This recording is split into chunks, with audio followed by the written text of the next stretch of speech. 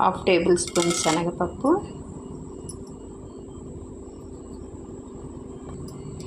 Half table spoon జీలకర్ర,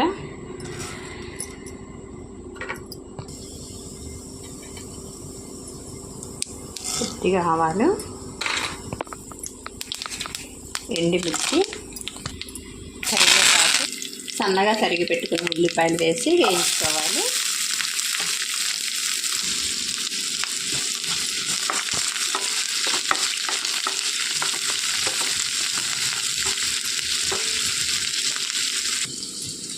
ఒక 2 పచ్చిమిర్చి తీసుకొని ఒక 4 వెల్లుల్లిపాయలు వేసుకొని ఇవి 2 దంచుకోవాలండి.